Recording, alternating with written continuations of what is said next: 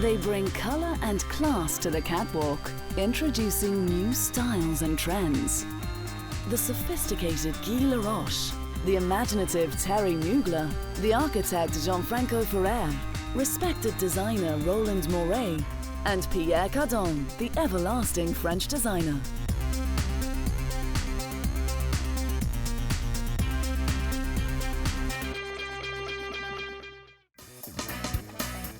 With skillful tailoring, quality and sophisticated designs, the image of French house Guy Laroche will forever remain timeless.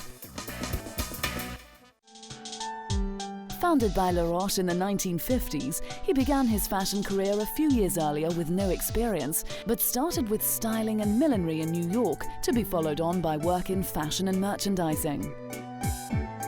He returned to Paris and worked for Jean Desses, a world-leading fashion designer of the 1940s, 50s and 60s. By 1956, Laroche had opened his own couture house and showed his first collection, which was well received. He revealed designs that would influence women and manufacturers all over the world, with emphasis on elegance and refinement. 1964, he presented his autumn-winter collection in Paris and was regarded as one of the top members of the couture syndicate. Distinctive features were kneecap hemlines and low, loose waistlines, and breaking the current trends, he substituted gaiters and leggings for fancy woolen stockings. He showed checked fabrics in tweed and hats of different styles made out of mink, beaver and sable, and delicate decorative work in beads and stones were also a main characteristic. In 1989, the legendary designer passed, and the fashion house has since used a number of designers to keep up its timeless image. From Italian designer Angelo Tolazzi, whose collections featured black dresses and two-piece suits with white piping and 50s-style lampshade hats, to Michael Klein and Israeli fashion designer Elber Elbaz. Elbaz was cited as rejuvenating the label. He showcased business apparel featuring combinations of tweed, mohair and synthetic fabrics, as well as showing daring evening gowns and favouring the colour red for his fall-winter collection in 1997. However, in 1998, Elbaz showed his last spring-summer ready-to-wear collection for Laroche before leaving to pursue other options. Taking Guy Laroche to the top of chic and elegance, he showed the best collection of spring-summer for that season, with full skirts, sleeveless tops and plunging V-necks.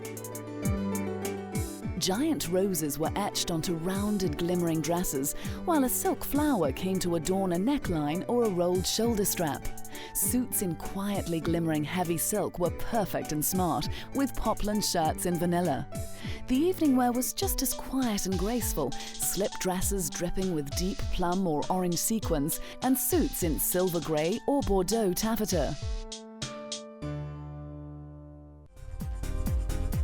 French designer Laetitia Hecht held the position of creative director for a couple of years, and in 2003 sent out an autumn-winter ready-to-wear collection, which, inspired by women travelling in the Hungarian plains and the Carpathian forests, had a blast of bright colours, presenting men's woolens, jackets, oversized trousers and voluminous dresses. In 2007, the Guy Laroche collection, designed by Damien Yee, was a celebration of 50 years of the fashion house. Silk jersey dresses and skirts were paired with fitted sweaters and oversized cardigans, while Grecian-style cocktail dresses and gowns had dramatic feathered necklines. It was a glamorous, opulent collection in silk, cashmere, lace and fox fur, with colours black, grey, cream and shades of purple ranging from pale lilac to deep plum. To this day, Guy Laroche clothing is favoured by actresses and socialites from around the world. Best Oscar actress Hilary Swank looked $1 million in the long-sleeved backless midnight blue Guy Laroche gown, as did Kristen Davis at the London premiere of Sex and the City, wearing a vintage red chiffon gown. Eva Longoria also attended her film premiere in a chocolate brown satin Laroche gown. The Guy Laroche brand is now seen all across the world, and even with the label having a number of different designers over the last decade, they've always stayed true to the Laroche values of elegant, modern and refined fashion that will last forever.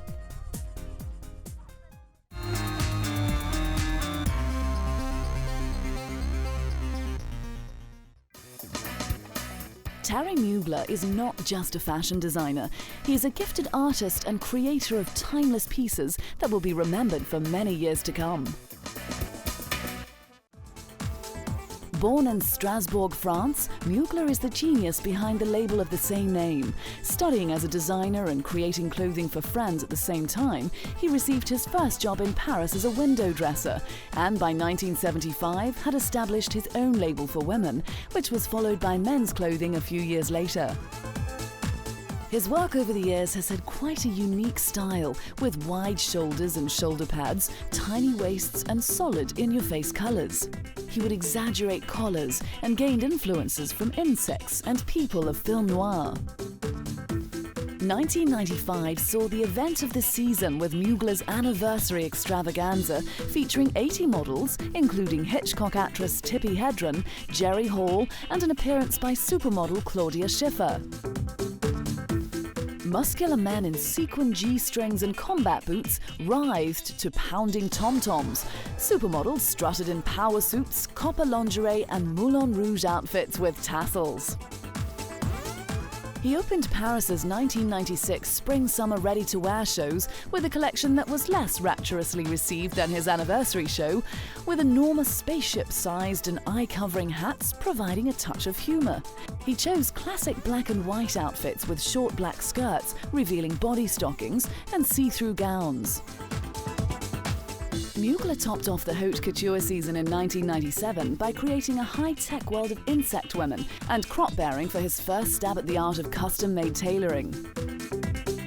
His ultra-curvy hourglass suits topped seamed stockings and stiletto heels, and the sequin butterfly tapestry of a slinky sheath painted on Jerry Hall or the sadomasochistic version of the evening gown in latex marked the show. 1998, he opened the haute couture season in Paris with a display of revealing frocks tinged with a bit more of sadomasochism. He opened the show with cigarette trousers worn with jackets blousing at the back and simple berets, and a slender crepe cocktail dress with feathers and glass drops around the legs. The show nostalgically harked back to Mugler's heyday, from the signature hourglass suits with pointed football shoulders and swollen hips, to the razor-sharp black evening sheaths with slim straps, leaving not much to the imagination.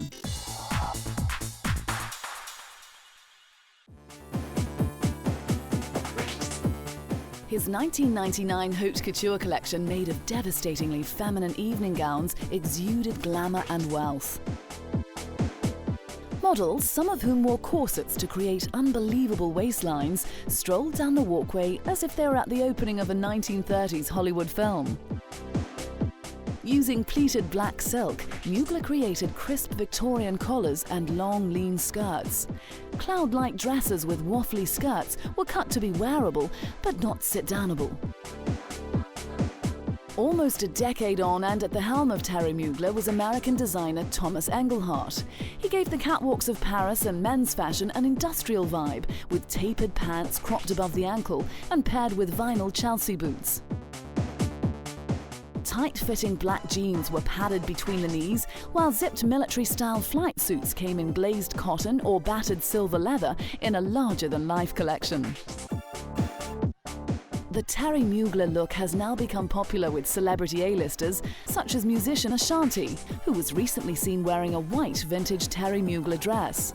And actress Naomi Watts hasn't only worn Mugler, she was even named the face of his fragrance Angel. Having used some interesting and quite dramatic influences for the label's collections, we've been able to see some unusual designs and use of materials such as PVC and space-age themes, which have given Terry Mugler its timeless, dramatic and fun image.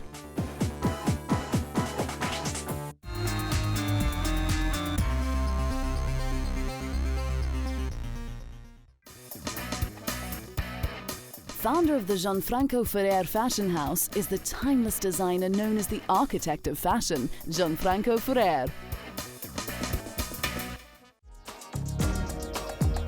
The portly, bearded and bespectacled designer was known for his sharp, tailored women's suits and furs, and was big in Italian fashion standing. He wore trademark three-piece suits, a world away from the looks that were becoming popular. Born in 1944 in Legnano near Milan, Ferrer graduated in architecture from Milan Polytechnic Institute in 1969. One of his first jobs was making raincoats in Genoa. He launched his first own-label women's wear line in 1978 and in the same year founded the Gianfranco Ferrer Company. In 1982, he sent his first menswear collection down the runway, and in 1986 he unfurled his couture line. 1989, he was employed as artistic director of one of France's most prestigious fashion houses, Christian Dior, at the request of owner Bernard Arnault. He left after 7 years with the Spring 1997 collection as his last for the French label. With a nose for the 18th century and a knack for drapery, Ferrer sent out an uneven but beautifully crafted collection for Christian Dior at Paris haute couture shows. Among the magnificent items was a shocking pink jacket over beige trousers, an ivory dress with a draped bodice, and skirts of diaphanous chiffon, and 2 deep-hued paisley gowns with burgundy lace insets, and 18th century inspired evening gowns with colourful bustles. His own label, however, has more of a relaxed feel, with refined white shirts becoming the trademark of his brand. For the 1996 Autumn-Winter Fashion Show in New York, he showed off simple styles, clothing that represented a spirit of simplicity, of energy, of femininity, a way of life that makes people happy and energetic. His collection was not couture, but was designed to be ready to wear and widely affordable. Ferrer had a blessed career, winning copious awards throughout the years, including the Best Italian Designer and the most prestigious award in the world of French haute couture, the Golden Thimble.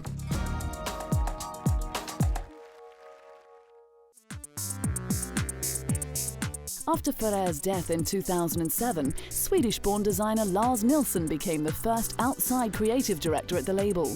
Even though he was only at the role for less than a year, he showed their first women's wear collection since the untimely death of the company's founder.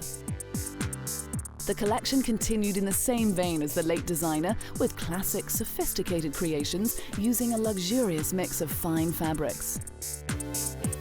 Designers Tommaso Aquilano and Roberto Raimondi replaced Nilsson in 2008, and although they presented looks a little different from the design house, they both stressed that they wanted to keep Gianfranco Ferrer's memory alive.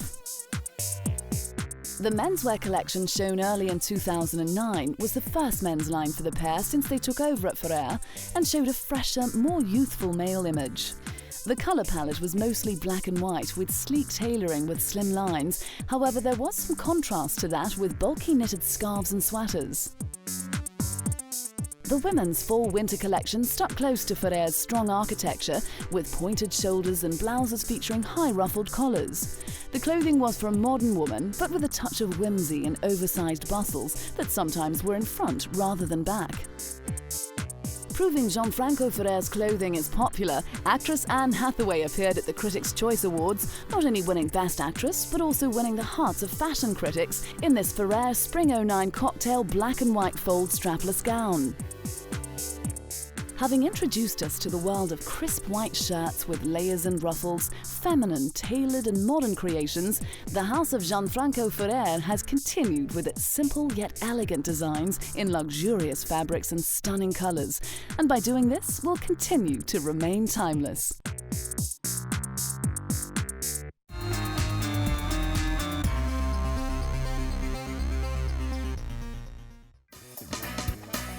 Roland Mouret, the French fashion designer, has been impressing fashion crowds with his timeless, must-have dresses that have taken the world by storm. Having only trained for 3 months at a Paris fashion college in the late 1970s, Mouret left to begin his career designing clothing that was attractive and irresistible.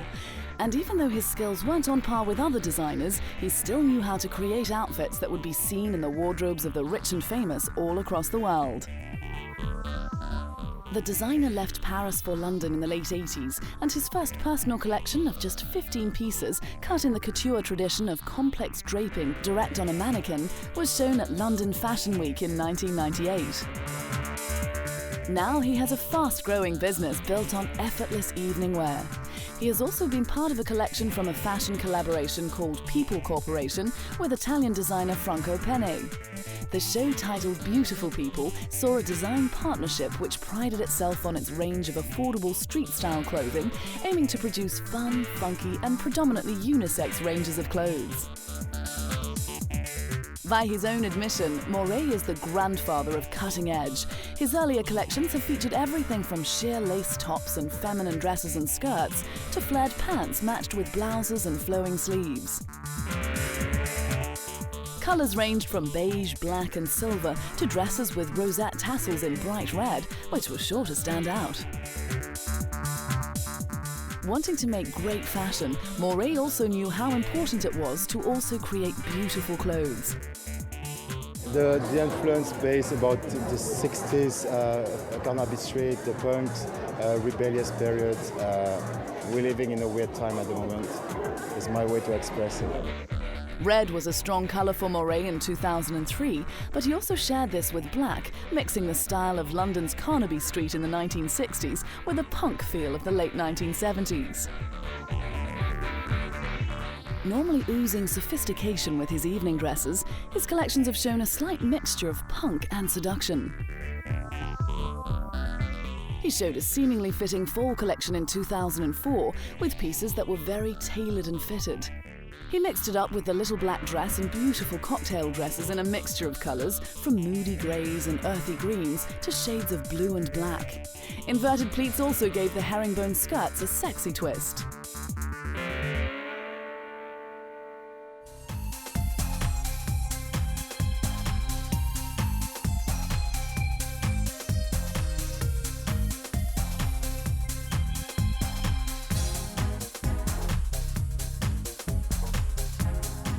In 2006, Miele introduced to the world the Galaxy dress, which by many was described as the dress of the season. It gained many celebrity fans, including Victoria Beckham, who practically made Miele dresses a sensation when she first appeared in his moon dress. She also looked stunning in Miele's red strapless gown when attending the Anglomania ball. But she's not the only celebrity to have donned the famous Miele dresses. Jennifer Hudson walked the red carpet at the 51st Annual Grammy Awards in a fashion-savvy white, silver and black RM for Roland Miele colour-blocked cocktail dress.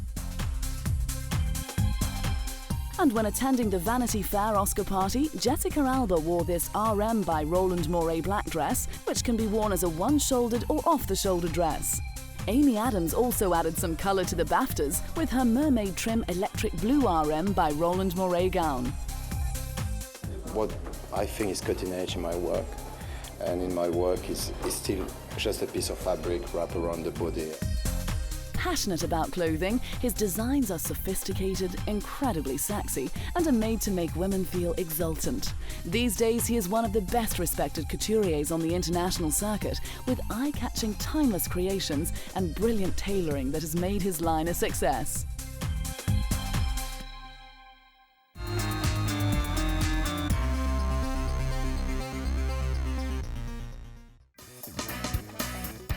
With everlasting creations, the success of French fashion designer Pierre Cardin has made him one of the living legends in the fashion industry. Born in Italy in the 1920s, Cardin moved to Paris in the 1940s, where he studied architecture. He gained work with Christian Dior before establishing his own fashion house in 1950 to release haute couture in 1953.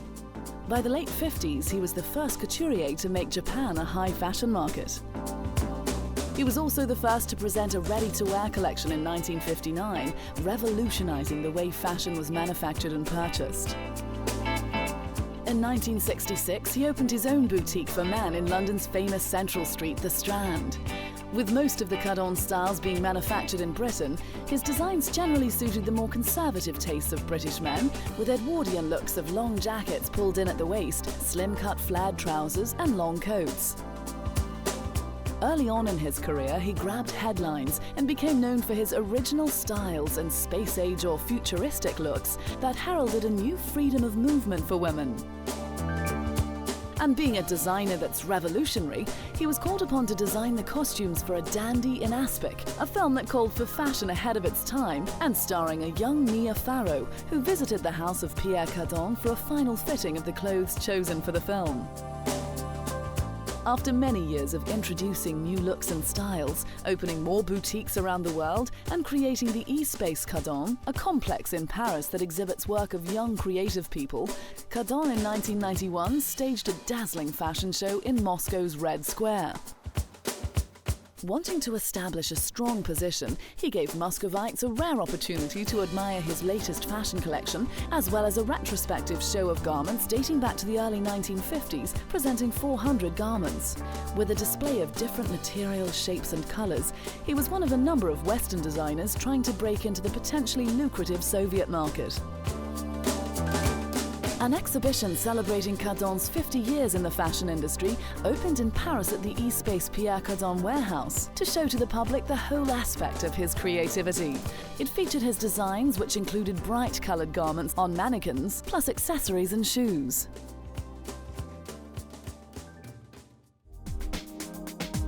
"1997 saw a collection by Sergio Altieri, who has worked with Cardon for many years. The collection for the 1998 spring-summer ready-to-wear featured feminine ruffles in pastel and primary colours and long, fluid and classic designs. Being Altieri's fourth collection for the Cardon Pret-a-Porter line, floor-length gowns were adorned with exaggerated ruffles, and his show peaked with a white floor-length bridal gown decorated with rosebud ruffles on the sleeves. The fashion house presented a streamlined collection in 1998 with jackets and geometric neckwear for the man. Plastic was strongly in evidence, especially for jackets and trousers, and it was generally agreed that Cardon's designer Altieri had managed to maintain the Cardon tradition of an architectural structure in his menswear while adding modern touches with glistening fabrics and bright colours. Almost 10 years later and 6 decades into his career, Cardon gave away the traditional model runway combination of showing his designs, opting for a showroom and still models for his 2006-2007 ready-to-wear collection. The showroom presentation was also the first men's ready-to-wear presentation in 10 years. Believing people get distracted by the beauty of models now, he wanted viewers to remember the clothes, which contained cutouts, circle-cut sleeves and snap fasteners made for a geometric silhouette with a retro feel. Pierre Cardin is now a roving ambassador for French style and is a man who has built an empire which has become famous worldwide. His fashions are experimental and with different shapes and motifs, and although some may not be realistic and functional in everyday life, they are, however, timeless.